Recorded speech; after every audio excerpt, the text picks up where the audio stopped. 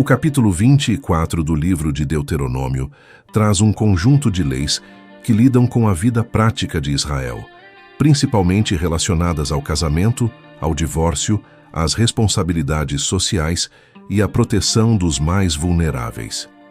Ao lermos esse capítulo, percebemos que Deus estava formando uma sociedade que refletisse sua justiça e santidade, em contraste com as nações pagãs ao redor. Billy Graham dizia: a palavra de Deus não é apenas para os cultos de domingo, mas para moldar nossa conduta em cada detalhe da vida. O capítulo começa tratando do divórcio.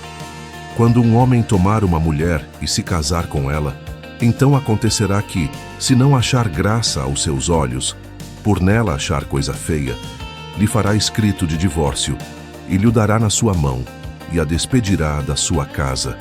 No livro de Deuteronômio, capítulo 24, versículo 1. Esse texto tem sido motivo de muitos debates, mas precisamos entendê-lo no contexto em que foi dado. Naquela época, os homens poderiam abandonar suas esposas por motivos banais, deixando-as em situação de miséria e desonra. O Senhor, através dessa lei, estava limitando esse costume, dando à mulher pelo menos um documento que reconhecia sua condição e a protegia contra difamações. Era uma forma de restringir a injustiça em uma cultura dominada pelo machismo. Jesus, mais tarde, explicou o verdadeiro sentido desse mandamento.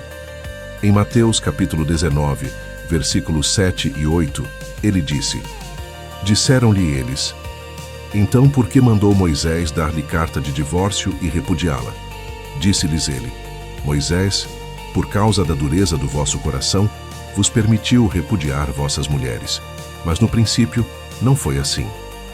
Ou seja, o divórcio não era parte do plano original de Deus, mas uma concessão diante da dureza do coração humano. O ideal de Deus sempre foi a fidelidade e a permanência no casamento. Billy Graham dizia: o casamento não é um contrato temporário, mas uma aliança diante de Deus, que deve ser guardada com amor e fidelidade. Nos versículos seguintes, a lei proíbe que o primeiro marido volte a tomar a mulher que já tenha sido casada com outro homem. Isso mostra como Deus valoriza a pureza e a seriedade dos relacionamentos. Não havia espaço para manipulações ou para tratar o casamento como um jogo. A aliança deveria ser levada a sério. Esse princípio nos ensina que Deus deseja que nossas relações sejam baseadas em compromisso e integridade, não em conveniência. Outro ponto importante do capítulo aparece no versículo 5. Quando um homem recém-casado for tomado para a guerra, não sairá em serviço público, nem se lhe imporá coisa alguma. Livre estará em casa por 1 ano e alegrará a mulher que tomou. Esse mandamento mostra a sensibilidade de Deus para com a vida conjugal. Ele ordenava que o homem recém-casado ficasse 1 ano inteiro em casa, sem obrigações militares ou civis, para fortalecer o vínculo com sua esposa. Isso revela que o Senhor valoriza o casamento e deseja que seja uma fonte de alegria e estabilidade. Billy Graham dizia: um lar fortalecido pelo amor e pela presença de Deus é um dos maiores testemunhos do Evangelho. Nos versículos 6 e seguintes, encontramos leis que tratam de justiça social. Era proibido tomar como penhor a pedra de moinho, essencial para o sustento da família. Se alguém ficasse endividado, o credor não podia tirar aquilo que era indispensável para sua sobrevivência. O Senhor mostrava, assim, que a economia do seu povo deveria ser justa e humana, sem explorar os necessitados. Isso contrasta com os sistemas injustos do mundo, onde os pobres muitas vezes são esmagados por dívidas e pela ganância dos mais fortes. O profeta Amós, capítulo 8, versículo 4, denuncia: ouvi isto, vós que anelais o abatimento do necessitado e destruís os miseráveis da terra. Billy Graham dizia: a fé cristã verdadeira se manifesta na maneira como tratamos os mais fracos e necessitados. Ainda no mesmo capítulo, há a instrução de não sequestrar pessoas e vendê-las como escravos, pena de morte para quem cometesse tal ato. Essa ordem revela o valor da vida humana aos olhos de Deus. Cada pessoa é criada à imagem do Criador e não pode ser tratada como mercadoria. Esse princípio ecoa até hoje especialmente quando pensamos em formas modernas de escravidão, como o tráfico humano, a exploração sexual e o trabalho forçado. A Igreja é chamada a ser voz profética contra toda injustiça que desvaloriza a dignidade humana. Billy Graham dizia: sempre que um ser humano é tratado como objeto, o coração de Deus se entristece, e a Igreja deve se levantar em defesa da vida. Neste primeiro trecho de Deuteronômio, capítulo 24, aprendemos 5 lições preciosas. Primeiro, o casamento é uma aliança diante de Deus e deve ser tratado com seriedade. Segundo, Deus cuida dos relacionamentos e deseja que sejam marcados pela fidelidade e alegria. Terceiro, o Senhor se preocupa com a justiça social, protegendo os pobres e vulneráveis contra abusos.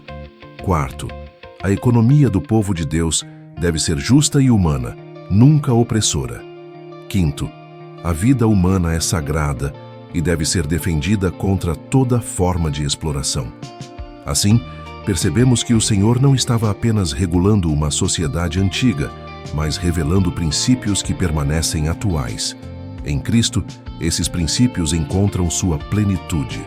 Ele nos chama à fidelidade no casamento, à compaixão para com os necessitados, à integridade em nossas relações e à defesa da vida em toda circunstância.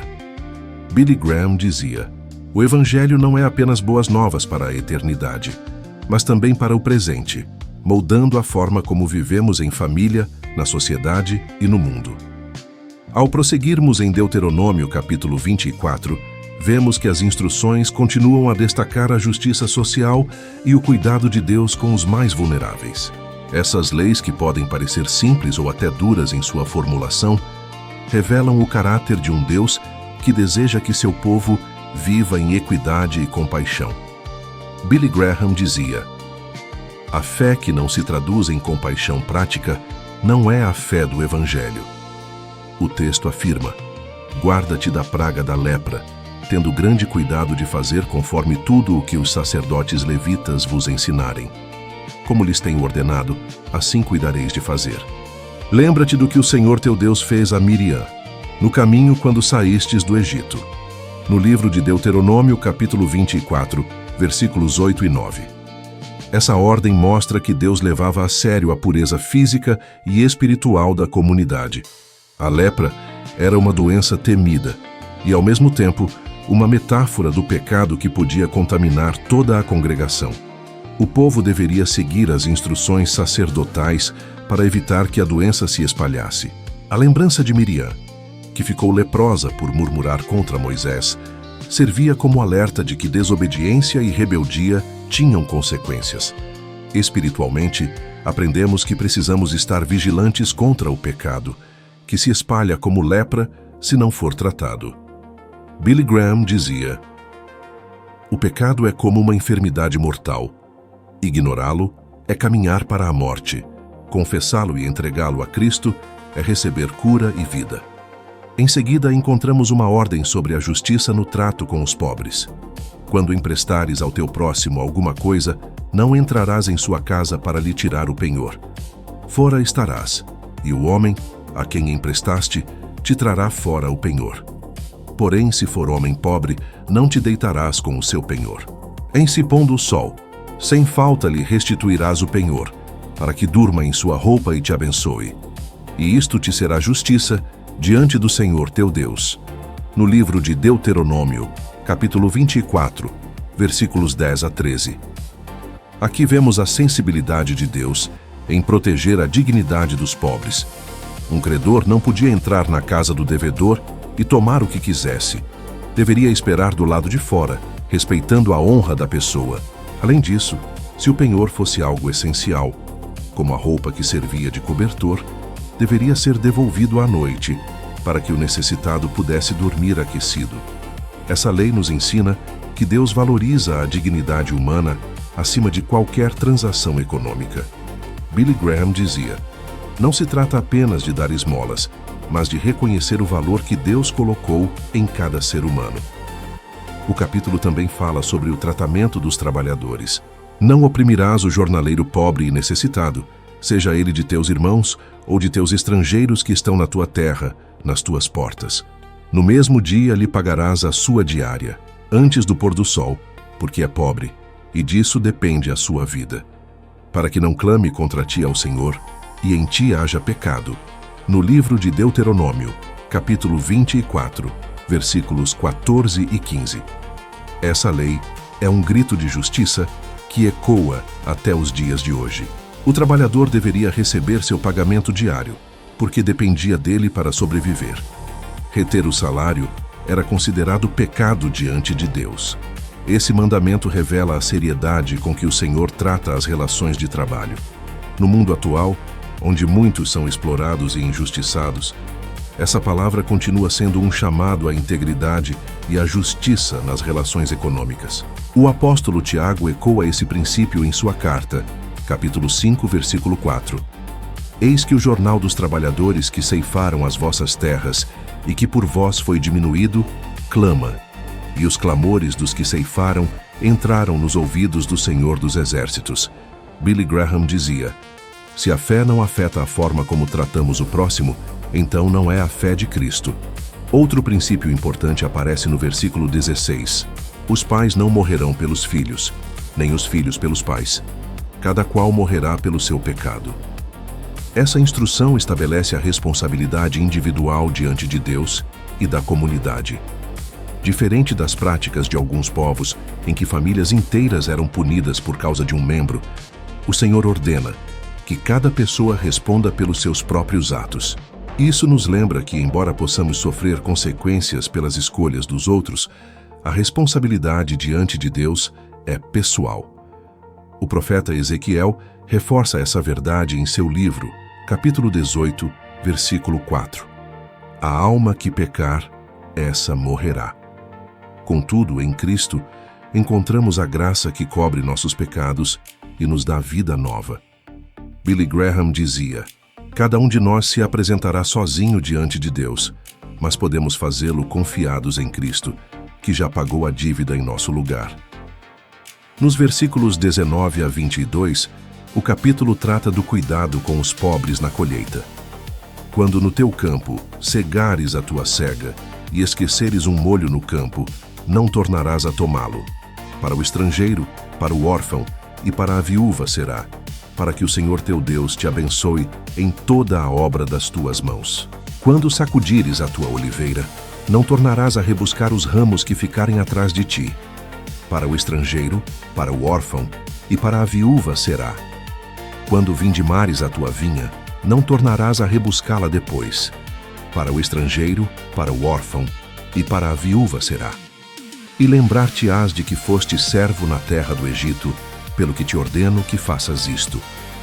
Essa lei revela o coração de Deus pelos marginalizados. Ele estabeleceu um sistema em que sempre haveria provisão para os mais pobres. Essa prática também ensinava Israel a nunca esquecer sua própria história de escravidão e dependência da graça divina. Billy Graham dizia: a lembrança da graça recebida deve nos levar a estender graça aos outros. Neste segundo trecho de Deuteronômio, capítulo 24, aprendemos 5 lições centrais. Primeiro, precisamos vigiar contra o pecado como contra uma enfermidade mortal. Segundo, devemos tratar os pobres com dignidade e compaixão. Terceiro, é pecado reter o pagamento do trabalhador e explorá-lo. Quarto, cada pessoa é responsável diante de Deus por seus atos.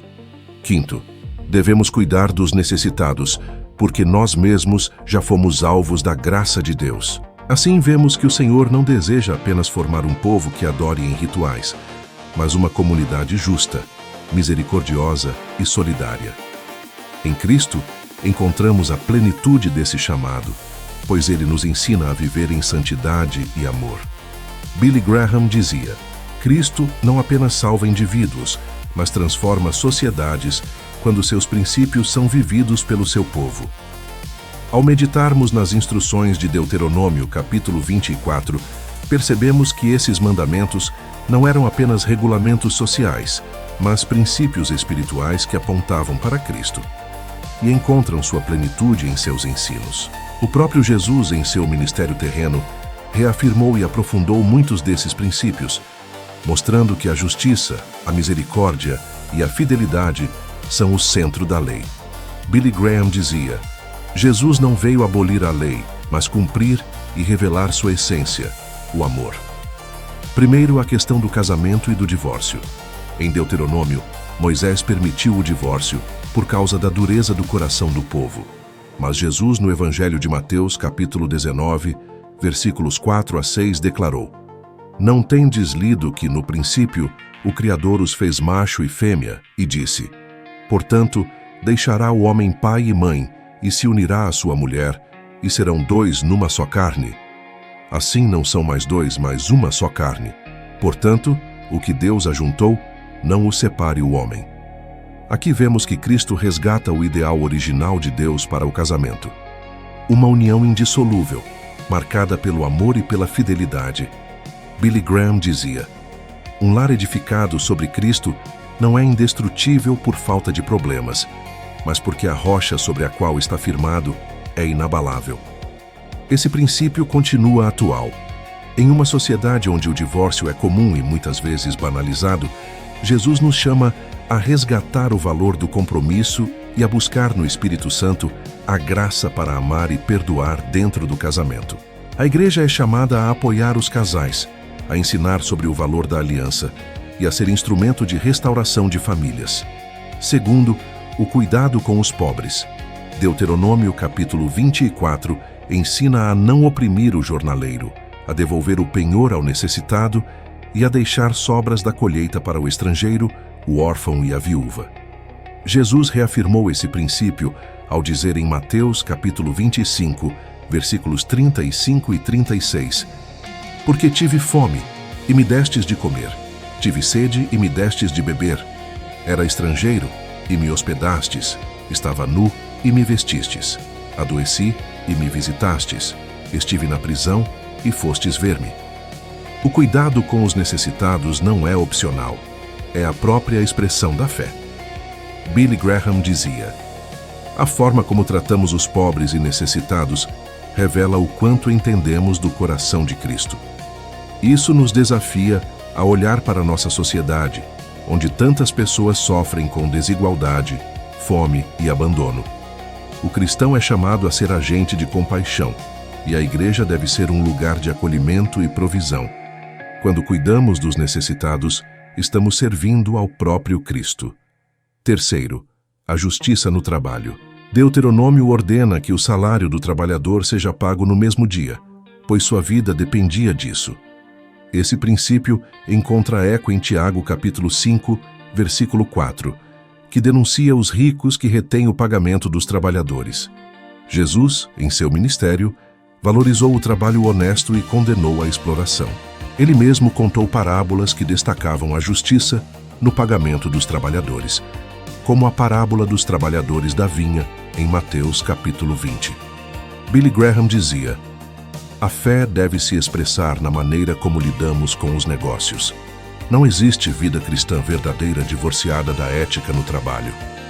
Isso significa que o cristão, seja empregador ou empregado, deve agir com integridade.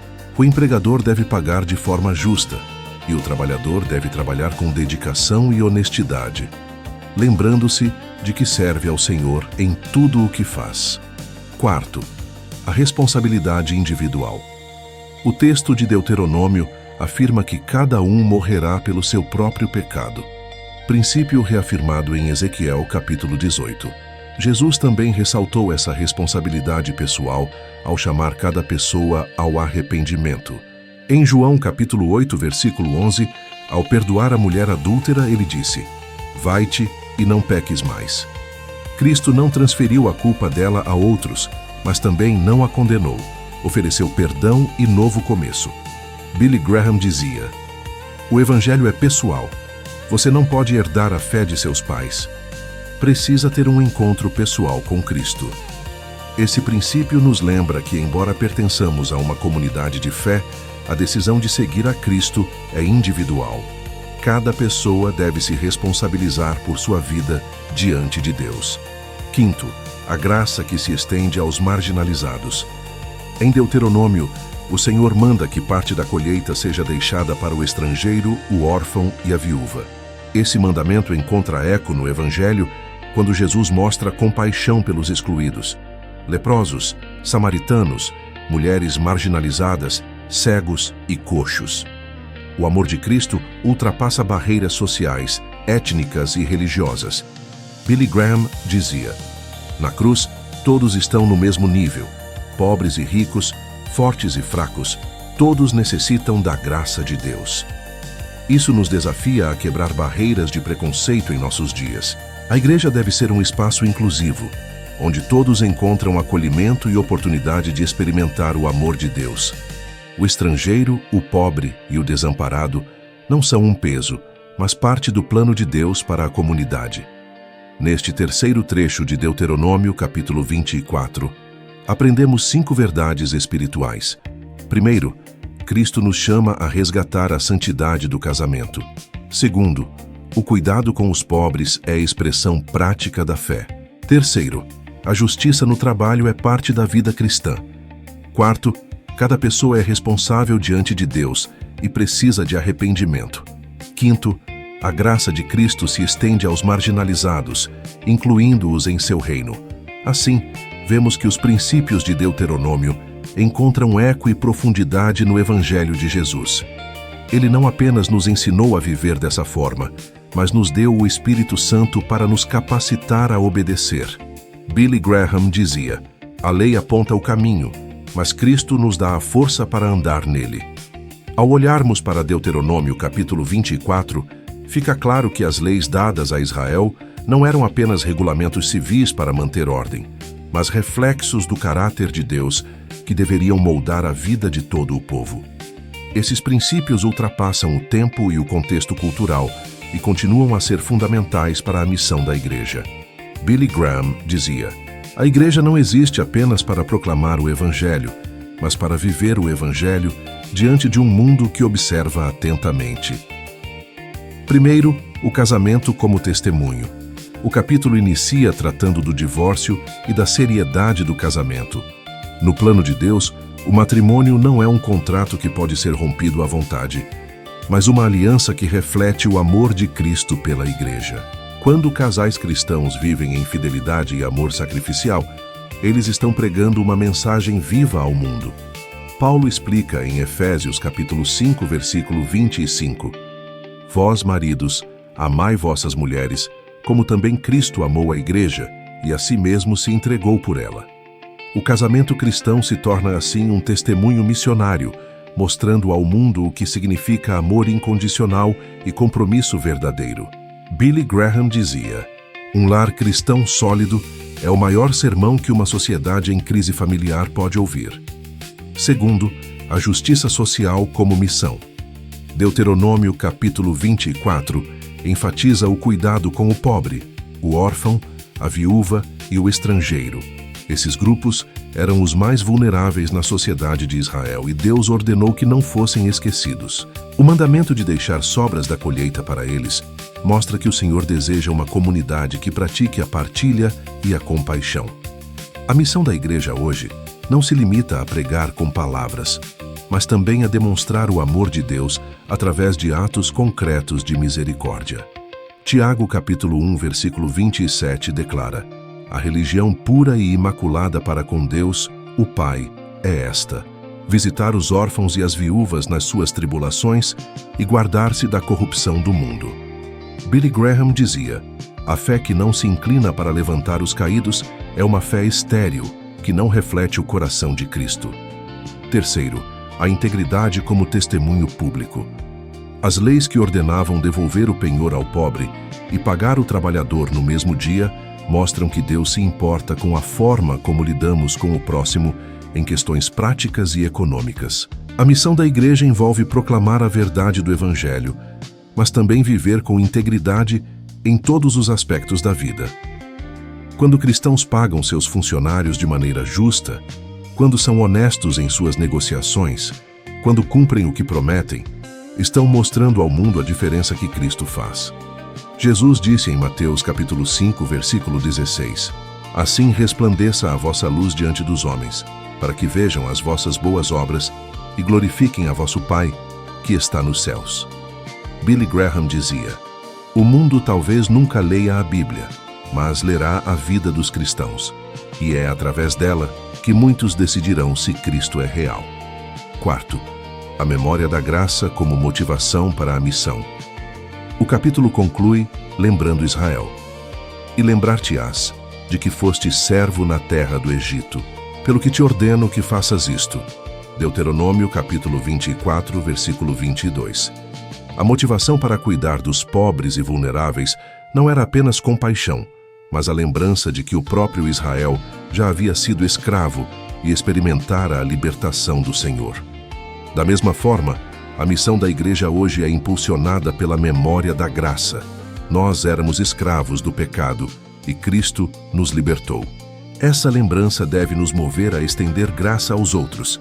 Billy Graham dizia: nunca esqueça de onde Deus o tirou, porque isso o lembrará de que ninguém está além do alcance da graça de Cristo. Quinto, a santidade como testemunho ao mundo. Todas essas leis visavam formar um povo distinto, separado das práticas injustas das nações vizinhas. A igreja hoje tem o mesmo chamado: viver em santidade, não se conformando com os padrões do mundo. Paulo escreveu em Romanos capítulo 12, versículo 2: E não vos conformeis com este mundo, mas transformai-vos pela renovação do vosso entendimento, para que experimenteis qual seja a boa, agradável e perfeita vontade de Deus. A missão da igreja não é imitar o mundo, mas refletir Cristo. Billy Graham dizia: o maior fracasso da igreja acontece quando ela tenta ser como o mundo, em vez de ser o que o mundo mais precisa, diferente. Aplicando esses princípios à missão da igreja hoje, percebemos 5 verdades práticas. Primeiro, o casamento cristão deve ser visto como parte da missão, testemunhando a fidelidade de Cristo. Segundo, o cuidado com os pobres e marginalizados deve estar no centro da prática cristã. Terceiro, a integridade em todas as áreas da vida é parte essencial do testemunho. Quarto, a lembrança da graça recebida deve nos motivar a compartilhar essa graça. Quinto, a santidade é a marca que distingue a igreja e a torna luz no mundo. Assim, a missão da igreja não é apenas evangelizar com palavras, mas viver o evangelho em cada aspecto da vida. Quando o povo de Deus vive em fidelidade no casamento, em compaixão com os necessitados, em integridade nas relações, em memória da graça e em santidade diante do mundo, ele se torna um testemunho vivo e irresistível do poder transformador de Cristo. Billy Graham dizia: o evangelho pregado com palavras é poderoso, mas o evangelho vivido em santidade é irresistível. Ao encerrarmos o estudo de Deuteronômio capítulo 24, percebemos que este capítulo é uma verdadeira expressão do coração de Deus em relação à vida em comunidade. Ele mostra que a fé não é algo separado da vida prática, mas que deve permear cada área: casamento, relações de trabalho, cuidado com os pobres e marginalizados, justiça social e integridade pessoal.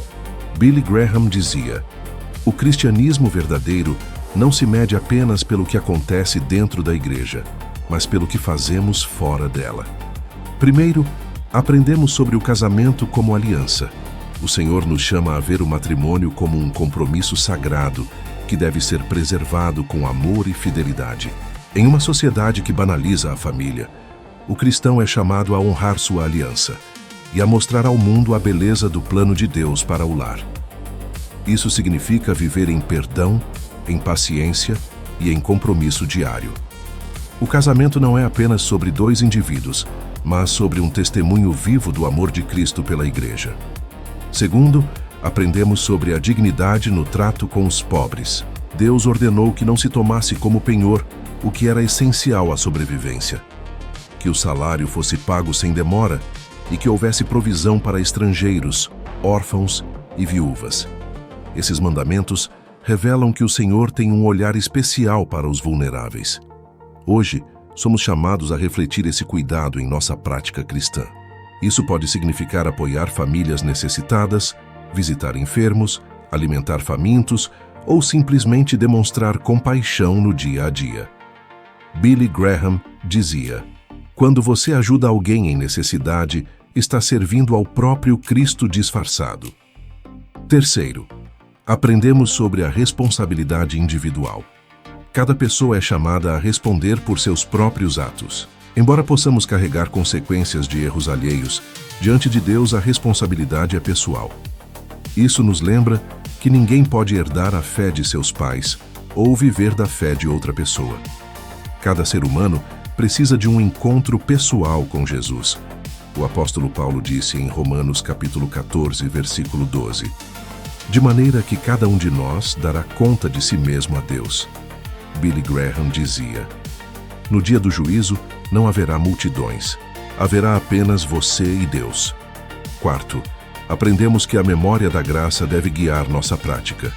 Israel deveria lembrar-se de que havia sido escravo no Egito, para nunca tratar com dureza os necessitados. Da mesma forma, nós precisamos lembrar que um dia estávamos perdidos em nossos pecados, mas Cristo nos resgatou. Essa lembrança deve nos encher de humildade e compaixão. Quem recebeu graça não pode viver de forma indiferente. Jesus contou a parábola do credor incompassivo em Mateus capítulo 18, mostrando que quem foi perdoado deve também perdoar. Billy Graham dizia, a lembrança da cruz deve nos impedir de sermos orgulhosos ou indiferentes. Ela nos chama a viver em graça e misericórdia. Quinto, aprendemos que todas essas instruções apontam para Cristo. Ele é o cumprimento da lei. Ele nos mostra o valor da fidelidade no casamento, o cuidado pelos pobres, a justiça nas relações, a responsabilidade individual diante de Deus e a memória da graça. Nele encontramos não apenas o padrão, mas também a força para viver segundo esse padrão. O Evangelho não é apenas uma lista de mandamentos, é a boa notícia de que Cristo nos capacita a viver como o povo de Deus. Billy Graham dizia, a lei mostra o caminho, mas Cristo nos dá a vida e a força para andarmos nele. Essas verdades têm aplicação direta para a nossa vida cristã hoje. Somos chamados a ser testemunhas do Evangelho em nossos lares, em nossas relações de trabalho, em nossa maneira de lidar com os pobres e em nossa integridade diária. A missão da igreja é viver de forma que o mundo veja Cristo em nós. Não se trata de perfeição, mas de rendição diária ao Espírito Santo. Ele é quem nos capacita a viver em santidade e justiça. Chegamos agora à oração final. Senhor nosso Deus, agradecemos pela Tua palavra que nos instrui e nos corrige. Obrigado, porque em Deuteronômio capítulo 24, o Senhor nos mostrou que a fé verdadeira envolve amor, justiça, integridade e compaixão. Pedimos que nos ajudes a honrar nossas alianças, a cuidar dos pobres, a viver com dignidade no trabalho, a sermos íntegros em nossas palavras e a nunca esquecermos a graça que recebemos. Enche-nos do Teu Espírito Santo para que possamos viver como testemunhas fiéis de Cristo. Oramos e agradecemos em nome de nosso Senhor e Salvador Jesus Cristo. Amém. E agora, deixo um apelo ao seu coração.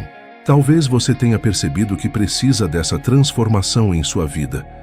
Talvez esteja preso a mágoas no casamento, a indiferença diante da dor dos pobres, a falta de integridade em suas palavras ou a memória esquecida da graça.